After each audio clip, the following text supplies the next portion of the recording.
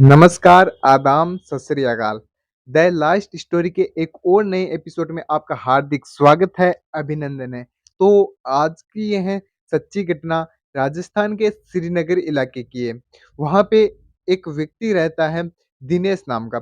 दिनेश के माता-पिता किसी कारणवश निधन हो जाता है, वो इस दुनिया को छोड़ के चले जाते हैं। घर में दिनेश अकेला था, ना उसकी कोई बहन थी, ना उसका भाई था, ना उसकी शादी की हुई थी। दिनेश पेशे में एक मोबाइल शॉप उसने कर रखी थी, तो मोबाइल्स की रिपेयरिंग वो करता था और नए मोबाइल्स भी वह बेचता था। तो कुछ दिन बीतते हैं, उसकी माता-पिता की मृत्यु के 2 साल बाद एक पड़ोसी उसका है, जो दिनेश के लिए रिश्ता लेकर आता है। दिनेश के लिए रिश्ता लेकर आता है, तो दिनेश भी खुशी-खुशी उस रिश्ते को कबूल कर लेता है और शादी के लिए तैयार हो जाता है। तो दिनेश की शादी 15 अप्रैल 2019 को फिक्स कर दी जाती है। उसकी बीवी का नाम होता है सीमा। सीमा से उसकी शादी फिक्स कर दी जाती है और 15 अप्रैल 2019 को फाइनली उनकी शादी हो जाती है। शादी के बाद दोनों पति-पत्नी अपना खुशहाल जीवन व्यतीत करने लगते हैं। उनके बीच सारे पति-पत्नी वाले कार्य होते हैं, शारीरिक संबंध बनते हैं और उनकी लाइफ अच्छे से चलती है। तो शादी के 2 वर्ष तक सीमा अपने गाँव ही नहीं गई। इतनी खुशियाँ उसको अपने पति के पास मिलने लगी कि वह अपने गाँव को ही भूल गई। आप समझिए दोस्तों, शादी के 2 साल तक वह अपने घर भी नहीं गई, अपने मम्मी-पापा से भी नहीं मिली। तो एक दिन सीमा बोलती है, हमें 2 साल गुज़र चुके हैं पूरे, मैंने अपनी मम्मी-पापा से मुलाकात नहीं की है, अपनी फ्रेंड्स से मुलाकात नहीं की है, जो मेरी गाँव की फ्रेंड्स हैं उनसे भी मैंने मुलाकात नहीं की है। तो आप मुझे एक दिन वहाँ ले चलिए और आप भी वहीं रुक जाना और हम सुबह वापस आ जाएँगे। तो ऐसा उन्होंने प्लान बना के वह निकलते हैं अगले दिन सुबह अपने कुछ कपड़े वगैरह लेके एक दिन शॉप की छुट्टी रख के, अर्थात जो दिनेश की मोबाइल शॉप थी उसकी छुट्टी करके वह अपने ससुराल जाता है दिनेश, अर्थात सीमा के गाँव दोनों चले जाते हैं। तो सीमा के गाँव वहाँ पे उनकी सासू मिलती है और ससुर, और जो दिनेश का साला था अर्थात सीमा का भाई था, वो दिल्ली कार्य करता है। तो उसके बारे में दिनेश अपनी सासू से कुछ सवाल करता है कि वो कैसा है, कहाँ पे रहता है? तो दिनेश की सासू बताती है कि वो दिल्ली में जॉब कर रहा है, जॉब उसकी अच्छी चल रही है और हम दोनों यहीं परिवार में रहते हैं, अर्थात दिनेश की सास और ससुर घर में रहते हैं और जो बेटा है अर्थात सीमा का भाई, वो दिल्ली से उनके लिए पैसे भेज देता है, तो उससे उनका परिवार का गुज़ारा भी अच्छे से चल जाता है। और इसी प्रकार उनकी जीवन व्यतीत होते हैं और आपसे मिलके हमें बहुत खुशी, ऐसी उनके बीच में बातें होती हैं। तो शाम तक उनके बीच में बातें होती हैं, सभी खाना-पानी एक साथ कर लेते हैं और रात वहीं पे रुकने की बात करते हैं और सुबह दिनेश अपने गाँव चले जाने की बात करता है कि मैं सुबह यहाँ से सीमा को अपने घर छोड़ते हुए अपनी शॉप पे चला जाऊँगा। तो ऐसा प्लान करके दिनेश सो जाता है, एक अलग कमरे के अंदर जिसे कमरा दिया जाता है, उसका ससुर अपने स्थान पे सोता है और जो दिनेश की सास और उसकी पत्नी सीमा है, वो दोनों एक अलग कमरे में एक साथ माँ-बेटी सोती है। तो दिनेश अकेले में उसको नींद नहीं आती है, उसको रात की जो आदत लगी थी, करीब 11 बजे बाद वह अपनी बीवी को कॉल करता है, मैसेज करता है और अपने रूम में बुलाता है कि मुझे नींद नहीं आ रही, तुम मेरे साथ कुछ समय व्यतीत करो और मुझे सुला के जाओ। आप समझ सकते हो दोस्तों मैं क्या कहना चाहता हूँ आपसे। तो दिनेश की पत्नी सीमा दिनेश के पास आती है, दोनों के बीच शारीरिक संबंध बनते हैं, अच्छे से उसकी रात 1-2 घंटे गुज़रते हैं, फिर सीमा दबे पाँव जाती है और अपनी मम्मी के पास सो जाती है। तो दिनेश दोस्तों एक दूसरी जगह पे था, तो उसको फिर से नींद नहीं आई।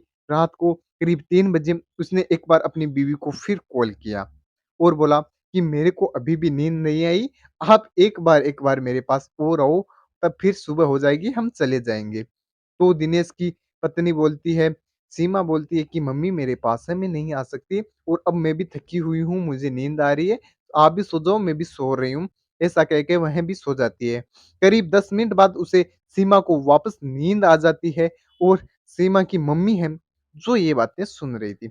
अर्थात दोस्तों जो दिनेश की सास है, वो ये बातें सुन रही थी और दिनेश की सास 10 मिनट बाद दबे पाँव उठ के अपने दामाद के कमरे में जाती है और देखती है कि दामाद इंतज़ार कर रहे हैं, अंधेरे में हैं। तो क्या है कि दिनेश की सास उसके दबे पाँव जाके उसके बिस्तर में लेट जाती है और कंबल ओढ़ के दोनों शारीरिक संबंध बनाने लगते हैं। कुछ समय संबंध बनने के बाद दिनेश अनकंफर्टेबल फ़ील करता है। उसे लगता है ये तो मेरी पत्नी नहीं है, जो उसका टेस्ट था। आप समझ पा रहे हो कि किसी भी प्रकार से एक व्यक्ति अपनी बीवी को पहचान लेता है अंधेरे में भी। तो उसने देखा कि ये तो दिनेश नहीं है, तो फिर तुरंत खड़ा हुआ और अपने मोबाइल की टॉर्च ऑन करके अपनी सास के चेहरे पे उसने देखा, तो वह भी पसीने से लथपथ हो जाता है, घबरा जाता है, हैरान हो जाता है और परेशान होने लगता है और इधर-उधर भागने लगता है। तो फिर दिनेश की सास उसे जाके चूमने लगती है और कहती है, "आप बिल्कुल भी ना घबराइए, ये बात हमारे दोनों के बीच ही रहने वाली है और इस बात का किसी को पता नहीं चलेगा।" करीब साढ़े 4 बजे तक दोनों ने आपस में संबंध बनाया। अच्छे से उन्होंने अपनी सास के साथ संबंध बनाया, सास के साथ सोया। फिर सास दबे पाँव उठती है, वह जाती है अपने कमरे के अंदर और अपनी बेटी के साथ वह सो जाती है। फिर अगले दिन सुबह होता है, दिनेश रेडी होने लगता है और बोलता है, "मैं तो तुम्हें छोड़ के मुझे दुकान भी ओपन करनी है, तुम जल्दी रेडी हो, मैं तुम्हें गाँव छोड़ के मैं अपनी दुकान खोलूँगा।" तो दिनेश की सास बोलती है कि, "कुछ दिन और रह जाओ बेटा, इनको अभी तो हम इसकी काफ़ी सहेलियों से भी मुलाकात करनी बाकी है और हमारी भी बातें खत्म नहीं हुई है।" तो उसका ससुर भी बोलता है, "हाँ, दामाद जी, आप रुक जाओ, 1 दिन और रुक जाओ, कुछ नहीं होगा। 1 दिन नहीं तो 2-4 दिन और रुक जाओ। आप अगर दुकान जाना चाहते हो तो यहीं से जाके आ जाओ, थोड़ा समय रास्ते में एक्स्ट्रा लगा सही।" तो फिर दिनेश रहने के लिए हाँ कर देता है और वहीं पे दिनेश को भी अपनी सास में कुछ इंटरेस्ट होता है, स्वाद आता है उसे, तो वह हाँ कर देता है सास के साथ और समय बिताने के लिए। तो दिनेश ने बोला, "हाँ, 4-5 दिन और रुक जाते हैं, हमें कोई परेशानी नहीं होगी।" तो ऐसा करके दोनों वहीं पे रुक जाते हैं, पति-पत्नी वहीं पे रुक जाती है। तो अगले दिन भी सेम यही कार्य होता है, दिनेश के साथ रात को 11 बजे आ जाती है और रात को 4 बजे वापस अपने बेटी के पास जाके सो जाती है।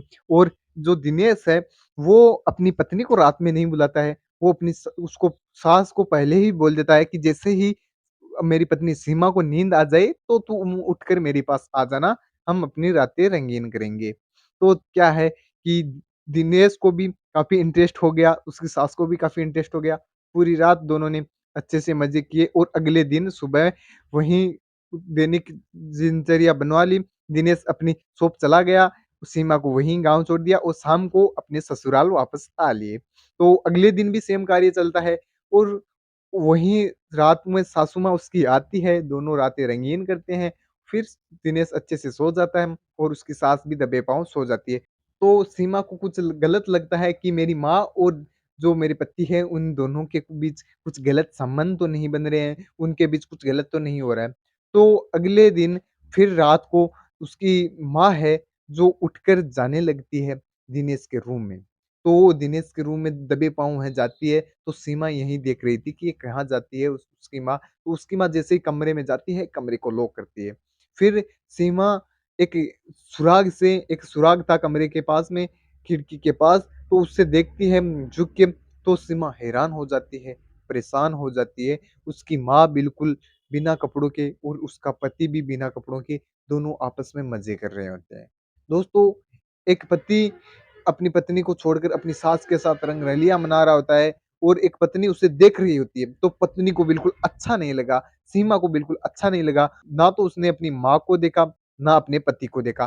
तुरंत मेन डोर पे गई और दरवाजे को ज़ोर-ज़ोर से दबाने लगी और साथ ही चीखे-चिल्लाने उसने आवाज़ें लगाने शुरू कर दी। तो दिनेश जल्दी से रूम को ओपन करता है और देखता है कि उसकी पत्नी हाथ में एक वहीं पे सिरिया रखा हुआ था, तो वह लिए हुए खड़ी थी और तुरंत उसके एक्शन लेती है और उसके सर में एक चोट मारती है। सर में चोट लगने से दिनेश की ऑन द स्पॉट वहीं पे मृत्यु हो जाती है।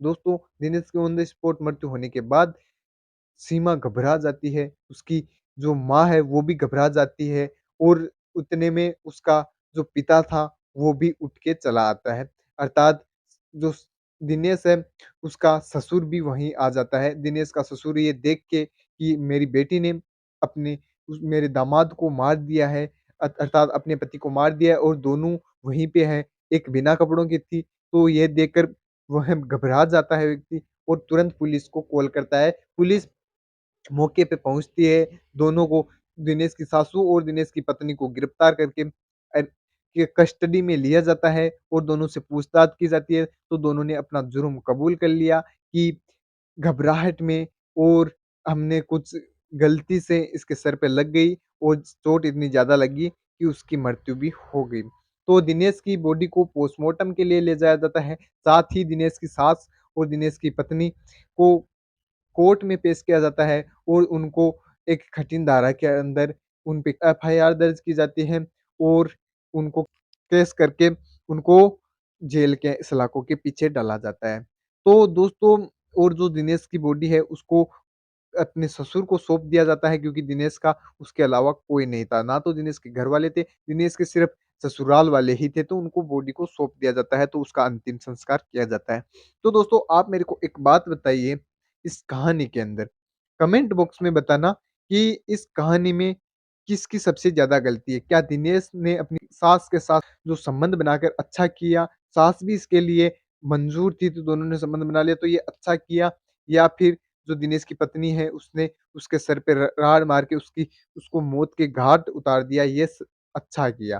तो आप मेरे को कमेंट में बताना कि इसमें किसकी सबसे ज़्यादा गलती है और दोस्तों इस कहानी का सुनाने के उद्देश्य से आपको कहानी सुनाना है, ना कि आपकी भावनाओं को ठेस पहुँचाना है। अगर कुछ गलती हुई तो क्षमा करना और मैं किसी की भावनाओं को ठेस पहुँचाने के लिए इस कहानी को नहीं सुना रहा हूँ। इस कहानी का मेन उद्देश्य आपको कहानी सुनाना है, जागरूक करना है और सतर्क करना है।